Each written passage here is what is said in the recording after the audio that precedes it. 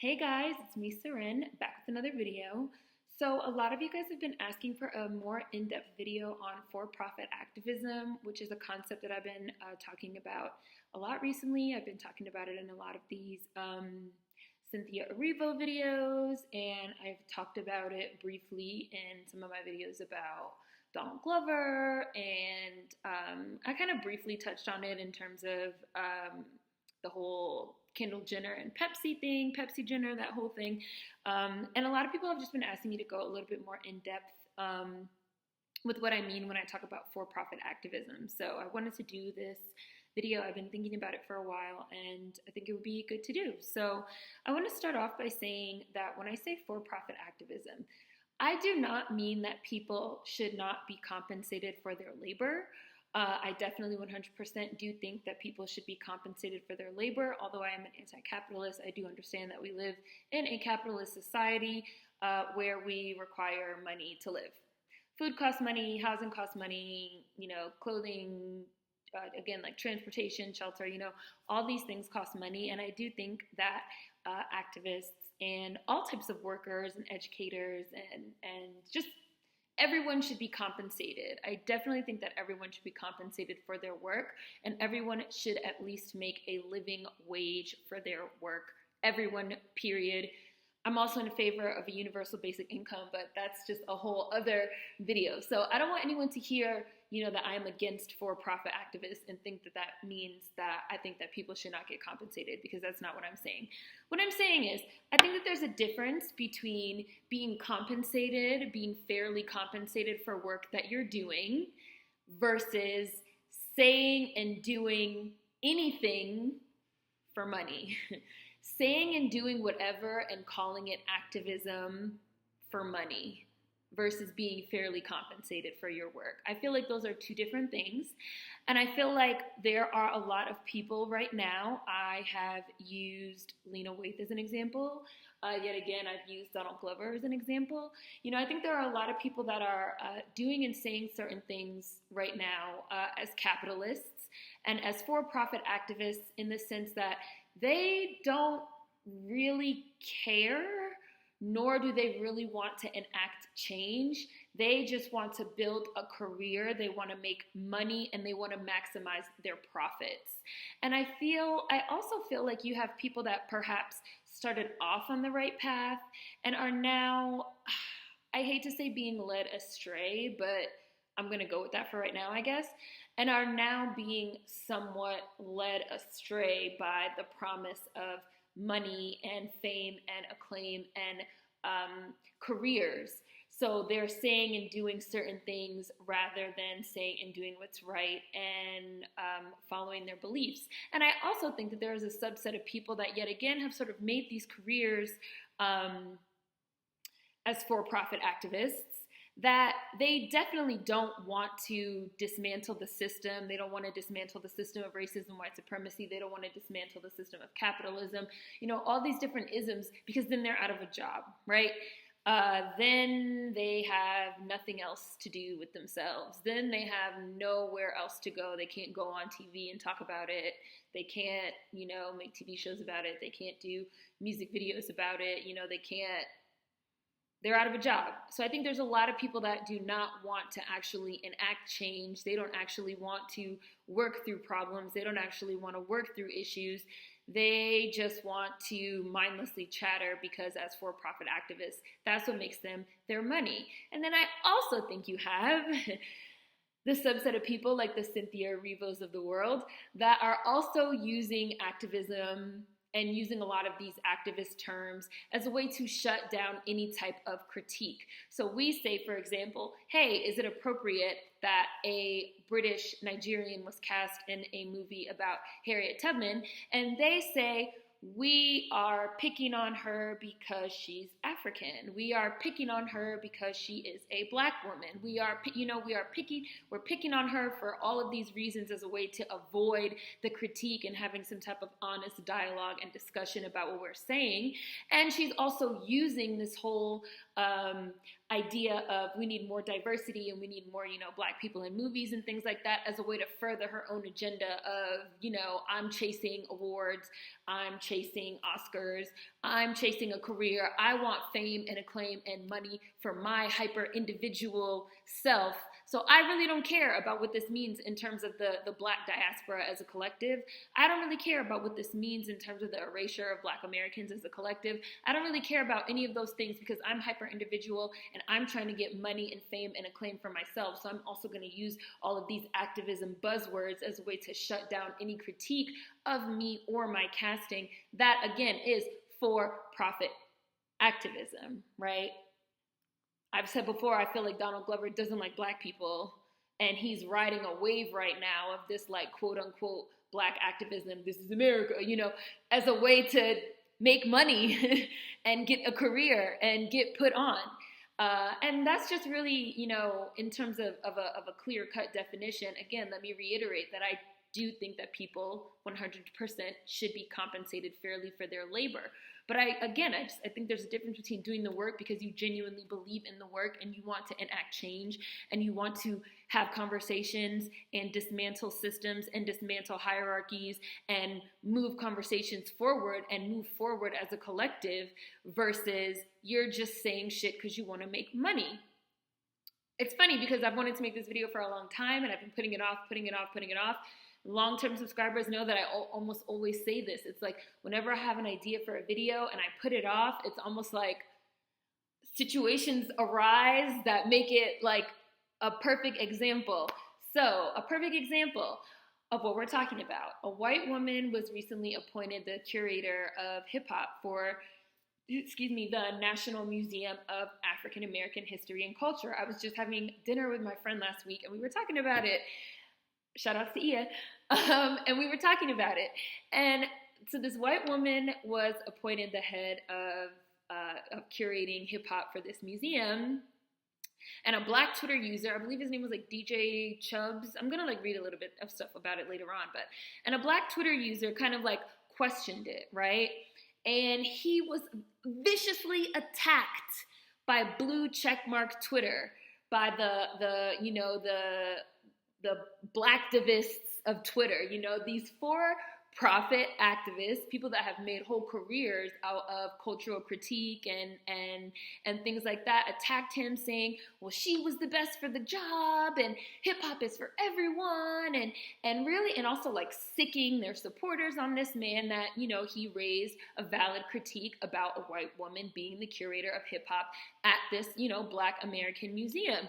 And it's funny because when I did my series of videos on Rachel Dolezal, I brought up the Black academics and the Blacktivists then as well, because we saw a lot of people using these same arguments and these same excuses for a white woman then, Rachel Dolezal, that we see them using for this white woman that's curating this hip-hop, whatever you want to call it, exhibition now, which is, well, she went to the right schools, she took all the classes, she did all the work, she went to the same schools as us, she fits into this classist, elitist, number one, this respectable idea, fuck your respectability politics, this respectable idea of Blackness or of what it means to be an expert on Blackness, which was exactly the same thing that they said about Rachel. So why can't she do it? Why can't she do it? Why are you picking on her? And a lot of the reasons why these people are doing these things is because since they are capitalists, since they are for-profit activists, they don't want to fuck up their money. They don't want to fuck up their careers. What if they want to work with the National History, Museum of the National Museum, let me get it right, the National Museum of African American History and Culture one day, right? They don't want to get on the bad side of this white bitch. They don't want to get on the bad side of the museum. What if they want to work within this exhibit one day? What if they want to work with this white girl one day? When you're concerned about money and a career and not fucking up your coins, that shit is going to dictate every single thing that you say and do. So when you're a for-profit activist that has built your whole activism career around maximizing your profits and having these relationships, these respectable relationships with these respectable organizations and these respectable museums and these respectable universities, you don't want to fuck up your money. you don't want to fuck up your NAACP money. So of course you're not gonna call out Rachel Dolezal. You don't want to fuck up your money with, maybe certain colleges and universities. So of course you're not gonna fucking call out this white girl imposter that went to those colleges and universities. Again, you don't want to fuck up your possibility of working with this museum or working with this white girl hip hop curator at a later date. So of course you're gonna defend her, because profit is the only thing that is on your mind as a capitalist, right? Lena Waithe, who is a producer, right? She does TV, she does movies. What is the number one market? China. What was the last movie that she went so hard for? Crazy Rich Asians. Talking about it's Black people's, job responsibility to support it. Like, these people are capitalists. They are capitalists.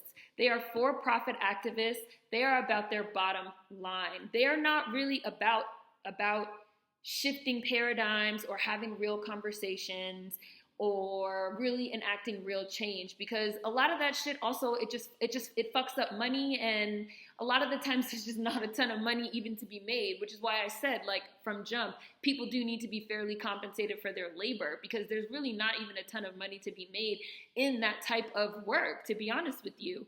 And again, I also think there is an element of elitism to it, an element of classism, an element of respectability politics, that if you remain respectable, if you remain on the respectable side of things, yet again, you can maximize your profits, right?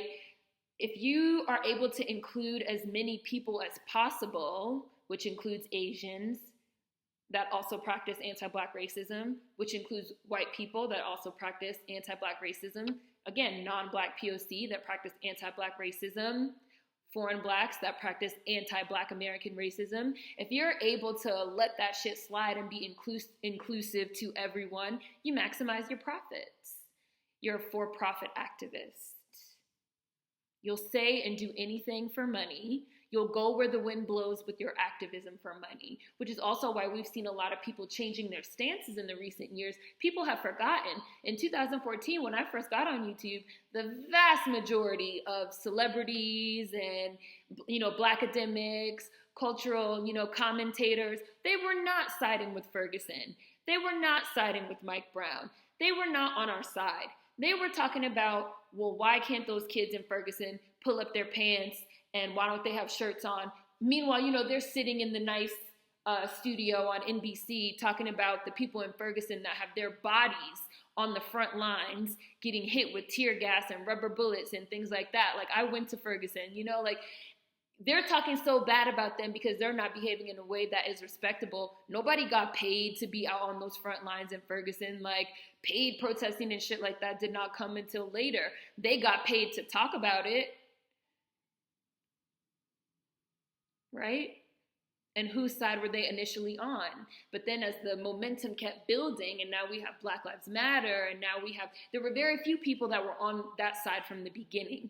But now as your momentum builds and builds and builds, now we have people switching sides because now they see that activism is profitable, right? They want to maximize their profit. They're for-profit activists, right?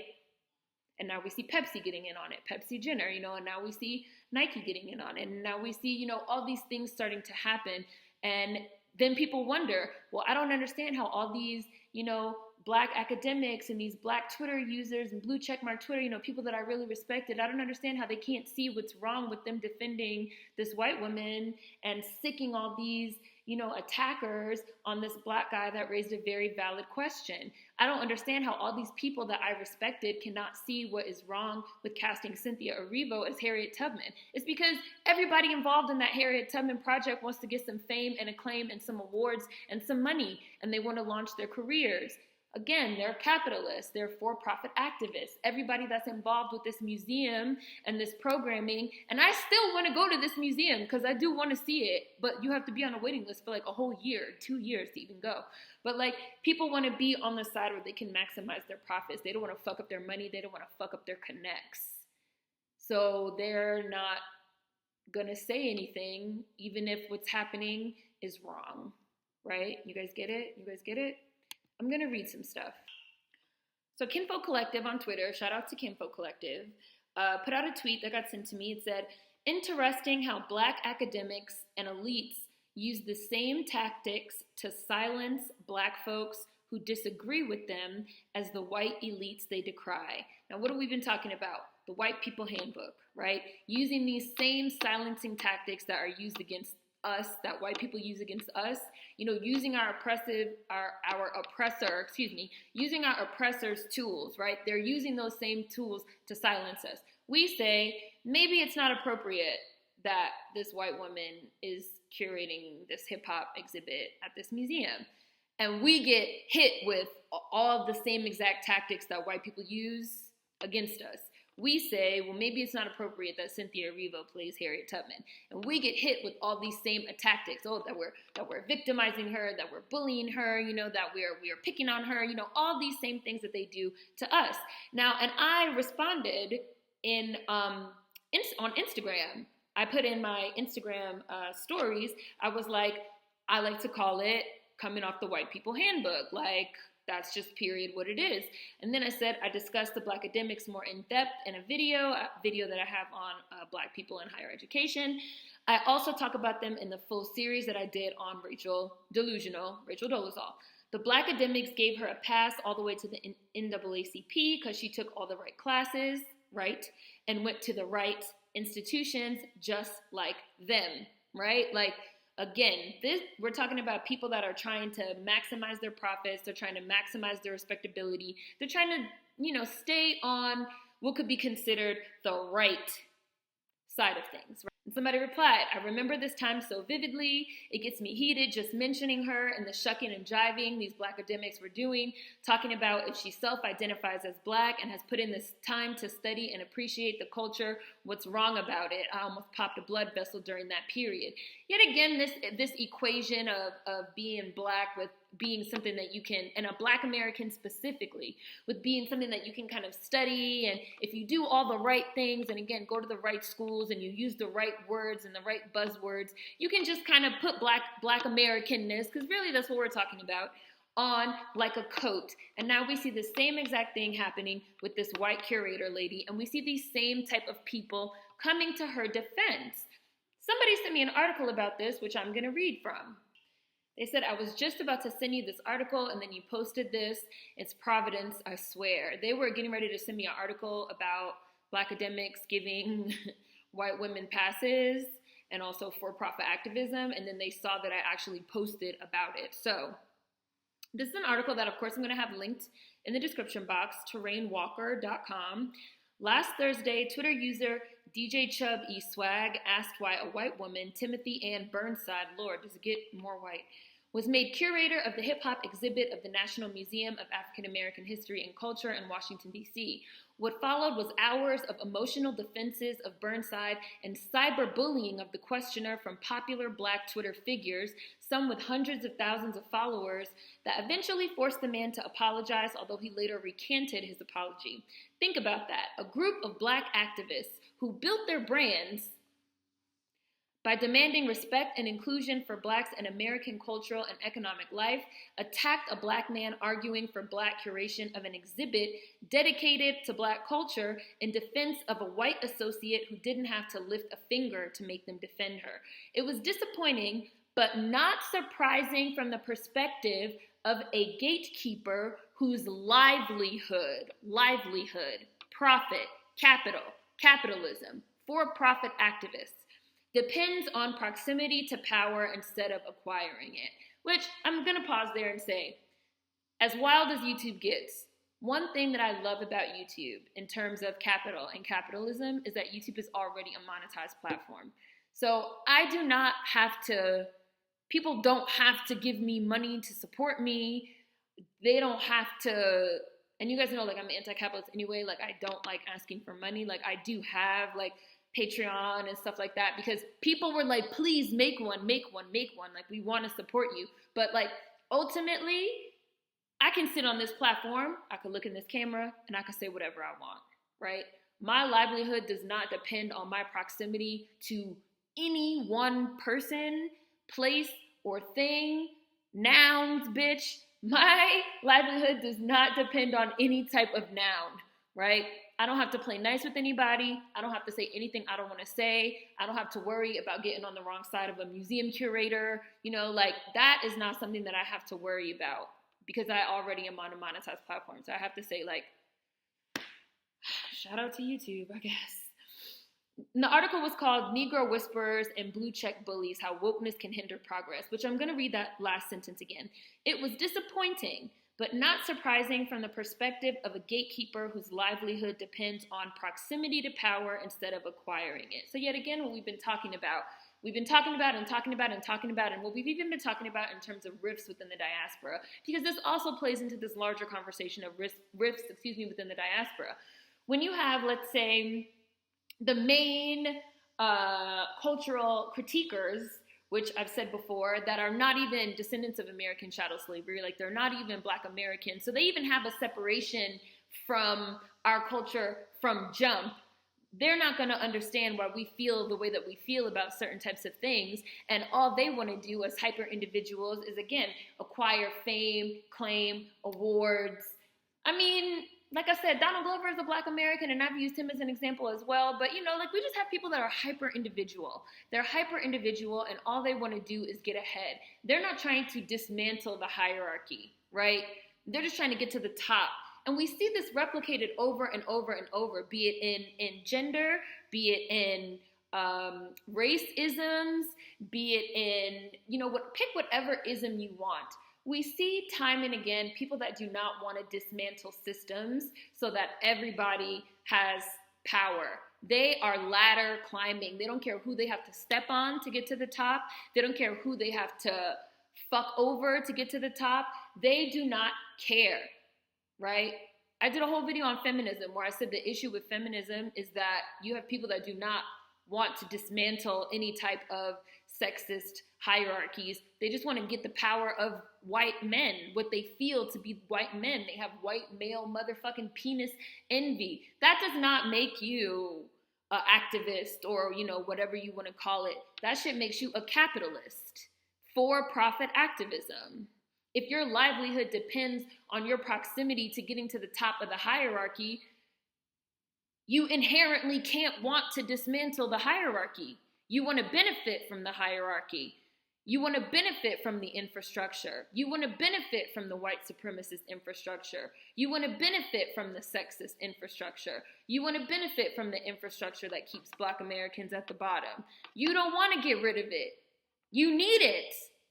You're a for-profit activist. And once you start getting into this idea of selling activism, you will sell your soul for money. You will really sell your soul for capitalism. And like I said, you will just really go wherever the wind blows, wherever the money tells you to go. You will be no longer acting with any type of conviction from your core because it's what you believe. You're acting from a place of, how do I maximize my profit? Which makes you Donald Trump. So with the person that sent me the article, I was just talking about that situation with my friend. Wow, this is just like we've been talking about. People are capitalists. People that have built these careers and they're not trying to fuck them up. They're not trying to fuck up their career. So of course they're going to defend their white homie because they don't want to fuck up their bread and possible opportunity to work with her or the museum at a later date. Also, it's the Rachel Dolezal treatment where they give passes to white girls that went to the right schools and took the right courses just like them. It's classism and elitism. The white girl did all the right things, so she is automatically better than the ignorant Negro DJ Chubbs calling her out. See also Black academics that hated hard on the initial activists in Ferguson who were regular people talking about they need to pull their pants up while they have their bodies on the front line. Meanwhile, the blue check marks are building careers off discussing Ferguson in a nice studio. Elitism and capitalism, for profit activism, like I keep fucking saying. Somebody was like, this is a really good breakdown of so many things that are wrong in activist circles these days. Everyone is looking to see who can be the most humanitarian and who can get the most fame and acclaim and who can have the best career to the point where you can't even make a reasoned critique. And I said, yes, it has definitely become a competition. People are chasing fame, acclaim, awards, so on and so forth. All they want is money and careers. They don't care about actually making critique, right? For-profit activism. For-profit activism.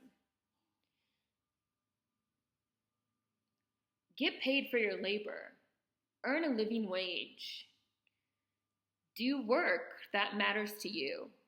But once you start chasing money, I always say capitalism is the damn devil. Like, once you start chasing money, once you start chasing careers, once you start chasing capital, be it cultural capital, be it monetary capital, be it, whatever, like, take a step back and reassess, because this shit is like really epidemic right now of for-profit activists and people that maybe even, again, started off on the right path and then lost their way. So hopefully you guys enjoyed this video. Let me know what you think in the comments. I have more videos coming this week. Food for thought as always. There will be tons of links in the description box. See you guys next time. Peace.